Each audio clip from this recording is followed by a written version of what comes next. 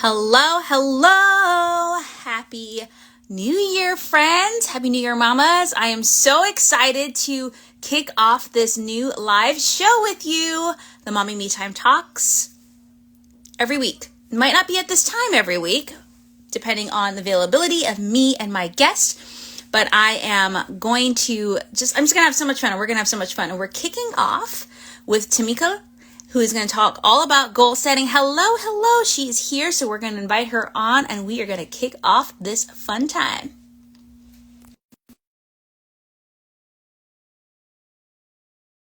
All right, let's see. Okay, we are look, accept, figuring out all the technology here. I accepted you. Let's just see if you pull up here. There we go. Hello. Hey, how are you? Good. Happy New Year. How are you doing? Good, good. Happy New Year to you too. Good. How was your holidays? Oh, it was amazing. It was quiet. I honestly feel like quiet is the best in this season of my life. You know, it's just even New Year's. You're like, I'm not going out. I'm staying home. I want to stay. I will stay home. I will read, and then I'll go to. Well, I didn't go to sleep early this year, but it was nice. Yes. Oh, I'm so glad. Well, thank you so much for joining us for this first live show. I was just thinking about who would I want to come on and talk about goal setting, and you came to my mind. It's your specialty. It's your expertise. Yes, yes. Goals is one of those things. I don't know. It's like I don't think everybody does it, but I think everybody should. Right. It's just right. For me, it's just one of those things where it's exciting. Yes, yes. And that means you're supposed to think about it, because not everything feels exciting. and honestly, it can be and I think sometimes we can make it too complicated, right? And so I'm excited to hear from you and just how to simplify it. I will say this, everyone, if you're joining live or watching the replay, let us know you are here. Say hello. Feel free to ask questions, and we will come back. Even if we miss it, we'll come back. Even if we're not on live, we'll come back and answer them later. But let's start off with okay. Oh, well, I guess I should explain this. Guys, I've been doing a podcast for 6 years, and I love it, but I love interacting with people live. It's just so fun. And so I'm going to be doing this Mommy Me Time Talks at least once a week with a guest. And I wanted to kick it off with Tameeka. And so, Tameeka, tell us, we're going to talk about goal setting, but before we go into that, tell us more about you. Like, what brought you to want to focus on this work? Tell us a little bit about you and your life. Introduce yourself. Okay, so for me, well, let me start somewhere kind of in the beginning of this journey, because it was long, but at the same time, there were long stretches of periods where it was just growth without really realizing that. So after getting out of high school, I went and I joined the Navy. So I left home like 2 weeks after I turned 18. And when I was in the Navy, there was one thing that happened where at first it didn't really seem like it was like, it felt kind of like it was a shock, but at the same time, it was one of those things where because of that happening, I was put into a position where I got to learn from a lot of people. So I found out I was severely anemic, like almost to the point of needing to be hospitalized. And because of that, I got sent to my first assignment was actually going to a place where most people go to retire. So because I did that, I got to sit down and talk to and learn from a lot of people who had been in and, they've been all over the world, seen and done so many things, but I got to learn from their different perspectives, completely different from what anything I had ever known. So I did that, went through that. I was in for 4 years and then got out. And then I moved to Orlando. So once I got here, just going through doing your regular everyday job, then I think it was in 2010, I learned about The Secret. And that I completely dove headfirst into vision boards, manifesting, law of attraction. It was amazing. And then from there, I was always into personal development, but that just amplified it like a millionfold. So everything I did was focused on personal development. And that's really where I got into setting goals. Like, we had to set goals before in the Navy. You have to say, okay, this is what I want to do. And then you have to make plans. but I never really paid much attention to it. It wasn't until I got into really like looking at vision boards and saying, okay, this is what I want. And then because I could constantly see it on my vision board, I was able to identify opportunities that I may have ignored had it not been at the front of my mind. So that's really what kind of helped push me. And then there was one point where there was a lot going on at my job, and I had been promoted like 2 to 3 times within a year, or about a year and a half. And because of that, I was going through like, I went from being the resident expert to all of a sudden being in a role that I'd never had any experience in, and like honestly not something I ever pictured because it wasn't something I ever had interest in. So I went from being the absolute like expert to feeling like I was like in kindergarten again, just like learning everything from scratch. And then, as women get older, our bodies change. We go through like our metabolism and all that changes. So I was going through that at the time. And then also just starting to look around me and started seeing like more of like the really, I won't say really young, but like early 20s, like the younger women coming into the office.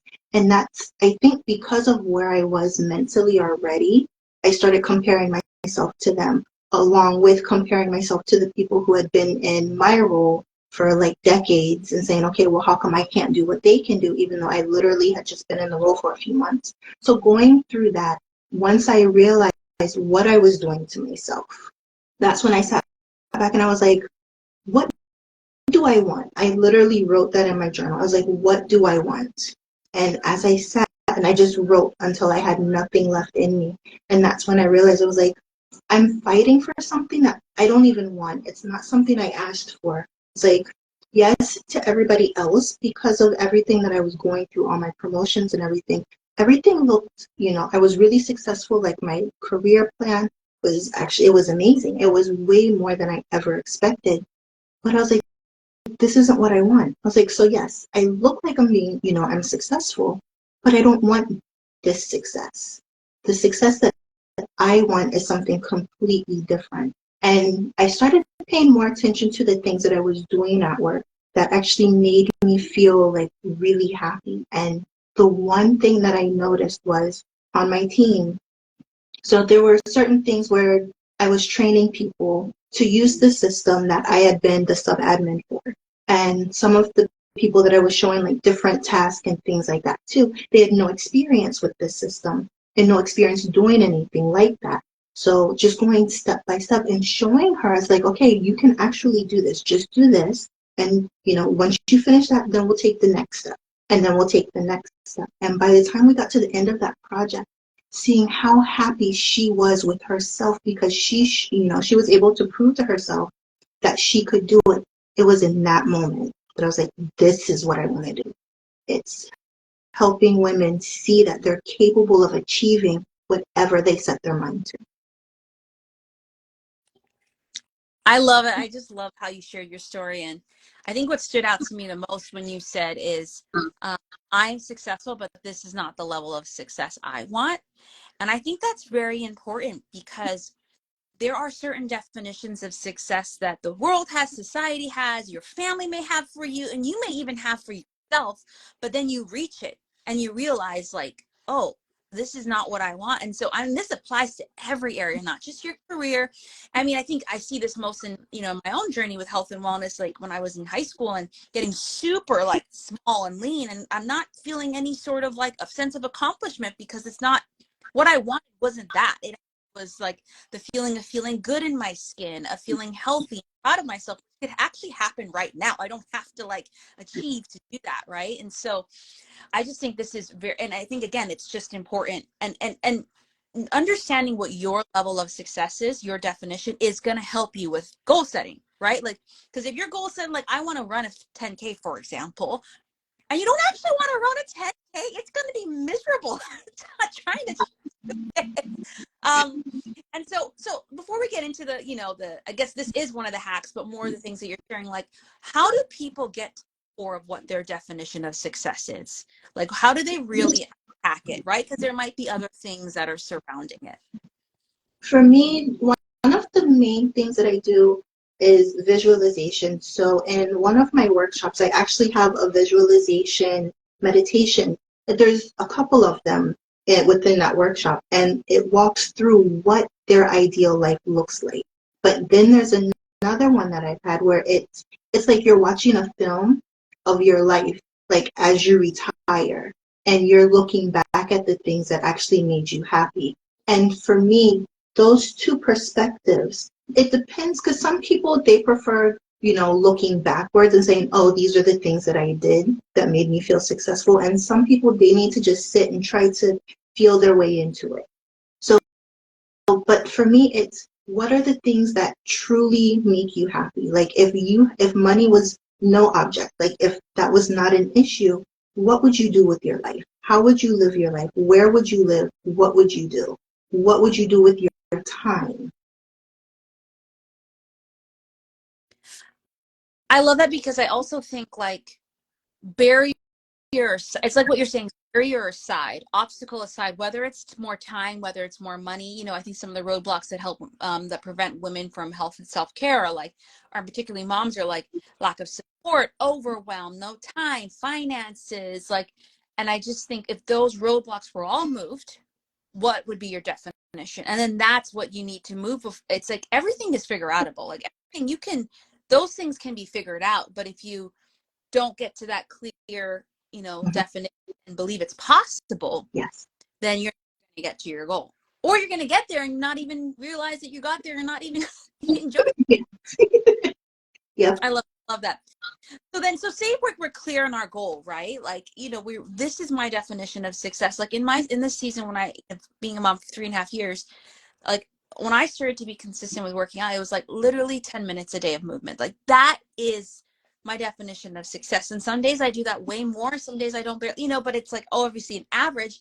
And I can look back and be very proud of myself versus in the past. It was like, oh, I got to do this hour or 2 hours or whatever, And so once I'm clear on that, like, okay, so now what do I need to do? Those little things around goal setting so that I reach that. I'd say the biggest thing, first, be honest with yourself. When you're setting these goals, don't set something that's so outrageous that it's not realistic. That's part of setting a SMART goal. That's one of the things. It's something, honestly, I was quite annoyed when I first heard about these SMART goals that everybody had to set. I was like, I don't understand this. It's like, you guys aren't supporting this, thinking about it at work. But then I found, I had leaders who were supportive. So that's when I really got to understand. So when you're setting your goals, don't set something that's so outrageous that from the start, you're already sabotaging yourself. Right. Because if you know you don't have an hour to work out, don't tell yourself that your goal is to work out for an hour, however many days a week, when you already know that it's going to be too difficult. So set goals, they're baby steps. Whatever you can do in that moment, do that. And when you can do that consistently, or when you feel ready to, take the next step, then take the next step. Don't set goals that are just way too big for what you have the capacity for at the time. But also, my two biggest pieces that people don't incorporate when it comes to goal setting is making sure that you include time for self-care and mindfulness.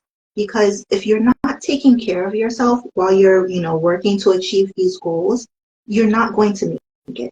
That's just the reality. You can't keep adding to your plate without making sure that whatever your needs are being taken care of. And I am one of those women who loves independence. It's like, I'm married and I love being married, but my husband also understands my independence means a lot to me. Me being able to make sure that no matter what, either one of us at any time can make sure that the other person is taken care of.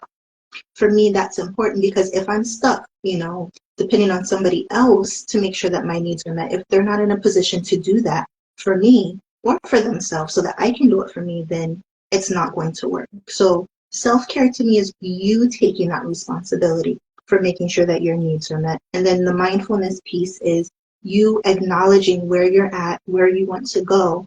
And just every step along the way, it's you acknowledging the challenges, it's you acknowledging your achievements, it's you acknowledging what you're feeling, your triggers. Because as you do that, the more you can identify, for example, your triggers, the more in the future you can see when something's going to potentially come up that could trigger you, and then you can decide how you want to handle it. Or if you're put into a situation, if you've been paying attention enough, then you already know it's like, okay, this situation is going down this path. It looks familiar. These are the things that I've done in the past to help me prevent this situation from escalating. I love that. I love how, along the way, it's the acknowledgement of like, you can't wait for people to give you permission to take, it's self-care for a reason. Like you got to prioritize, you have to like act. And then also like the mindfulness of celebrating your wins, acknowledging your challenges, that reflection piece versus like, I think often I'm guilty of this when at any goal, I'm like, I just go and I go and I go and I go and I'm like, done. Okay, next goal, go, go, go, go, go. And versus like taking a moment back and being like, and I think this is why I love what we just came out of a holiday season, because it's built in of like a built-in rest. Like it's okay not to go hard. It's okay to take a break, but I think we need to be doing that throughout even along that goal, because it is in that rest, in that restoration, that reflection, that mindfulness, that we get perspective that is, you might actually start a goal and realize, I don't want to do this anymore. Yes. And it's okay, like it's okay. Maybe it's sometimes like it's like when I had my babies, I was just like, I'm done. Like I'm in laboring. They're like, no, you got to keep going. I got to, so I'm like, I don't want to do it anymore, but I need to. But I think there are other things in our lives that like, we just don't, why are we staying stuck to something that's no longer aligned with us? But you can't get there unless you like are practicing that mindfulness, like you said. Yeah, absolutely. And I think that's, as women, I think a lot of times, and I think it's just ingrained in society. I don't think for the most part that it's intentional, but we're taught that everybody else comes first. Our job is to make sure that everybody else is taken care of. And then only then, once everybody else is taken care of, are we allowed to even consider taking care of ourselves. But we can't keep doing that. One, I've seen so many like older women, especially like from being at work and things like that, working with older generations, they're exhausted, and they're by the time they've hit like their, I'd say like 50s, 60s, kids are grown, everybody is grown, and now it's time for them. They just sit back and think about everything that they gave up because it was expected of them, not because they wanted to, but because it was expected of them. And it's just like, we don't have to do that. We can achieve our goals. We're allowed to have goals that are just goals for us, not family goals. You can have family goals. You can have couples goals, but you need to have goals for yourself too. And if your goal is to, live up to the, being a stay-at-home mom or whatever that looks like, that's fine, but make sure it's the goal that you want for you, not what society has told you you need to do as a woman. Right. Yeah. Yeah. So good. Well, I mean, we can keep talking about this forever. I'm like a goal setting junkie. Like I set goals upon goals, and I'm like, I just love it. It brings me life. But no, that's not the case for everyone. But again, but like you probably tell your clients, I tell mine, we got to make it simple. Like we don't need to conquer everything in a day. There's a great book, talk about it till the day I die, called The Slight Edge by Jeff Olson. And he and many people who write goal setting or personal development talk about this, but literally success is in those small, simple steps we take daily that are not sexy, that aren't like Instagram worthy, whatever. We do it, and then we have the result. Like every Olympian you've ever watched get a gold medal. It did not. That took years of being faithful in the stuff that sucked. And so I just think like just giving yourself permission to let the journey be longer than you maybe want it to be, because it also can help it be more sustainable along the way. But I know you have a free resource to help us all as we consider goal setting. So tell us about that. So one of the main things that I hear from clients is that they just don't have the time. We're all busy. I work with, high achieving women. We have a lot of things that we're trying to do. But the reality is the time that we spend doing certain things could be better used. And as I started, trying out different techniques and just hearing a little bit here and a little bit there, I pulled together like bits and pieces from everywhere. I can't just follow one person's system. That's just not how I work. So some of the things that I looked at was, For me, the biggest thing was meal, like just dinner. I like cooking, but dinner takes a lot of time, especially when you're doing it every day. You have to, especially if you're working, so you have to come home, you have to prepare dinner, you have to cut everything up, get everything ready, then you have to cook it. Then after you eat, you have to clean up. That can easily take 3 to 4 hours, depending on what you're cooking. Another thing is grocery shopping. I don't know about you. I enjoy shopping, but when I go grocery shopping, I also like to hit multiple stores. That's another thing that can easily take 3 to 4 hours. So it's like, one of the things I learned was doing meal prep. So the same 3 to 4 hours that I could spend on a weeknight, I can do that on a weekday or on the weekend, one day, and have all of my meals done for the entire week. So now during the week, I get home from work, I can just open the fridge, we pick the meal that we want, heat it up, and then that's all we have to wash. Right. And then I have that time to relax. Another thing is simple, but it makes a difference in the mornings. Preparing your outfits. Set up your outfits on, like, Sundays is normally the day that I would, do all of my meal prep, set up my outfits for the week. So look at your schedule. If you have meetings, whatever you need to prepare for, set your outfits together in the closet. So when you get up in the morning, you don't have to look for that. You don't have to decide that. And it takes a lot longer than you realize to get dressed in the morning if you're not wearing an outfit or if you're not wearing a uniform.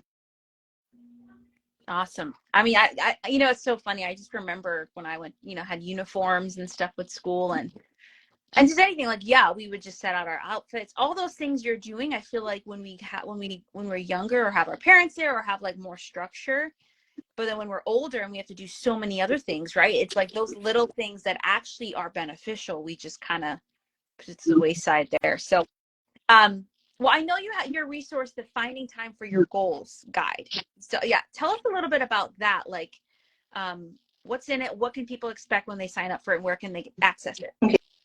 Okay, so the couple tips that I just gave are included in there, but I do break it into different categories. So I do talk about planning, and then I talk about taking control of your time, and that includes like just looking at how you're spending your time. So the amount of time that you spend scrolling on social media or watching TV, start tracking that, things like that. Actually limit how much time you can spend doing those things. And then it's also more about just shifting your perspective. So there's those different categories, and I believe there's 18 tips in there, 18 or 20 tips in there now. Just different things that you can do to try to save at least an hour a day. Yeah, I love. Oh, an hour, minutes, a lot. It is. It really is. That's awesome. Well, where can they access that guide? So if you go to goalsuccesscoach.co/find time, then just put in your email address and you can download a copy of that PDF completely free. Awesome. And I'll make sure to link it for you guys to in my toolkits and access that. Well, anything else as we wrap up? Any last bit of tip or encouragement for any mom or women out there trying to goal set this new year? I'd say the biggest thing is just always remember that you deserve the same time and energy that you give to everybody else. So good. So powerful. It's so hard. Again, we just got to move that guilt. And, I did a reel the other day, just like it's safe to practice self-care. It's safe to take time. You're worthy of it, So, well, thank you so much, Tameeka, for joining us. Guys, go get her resource. I'll be sure to link it in my toolkit as well if you want access to that. And go check Tameeka out. She's amazing. Okay. Thank you so much. Thanks, Brianna. Thanks, everyone. All right. Bye. Bye.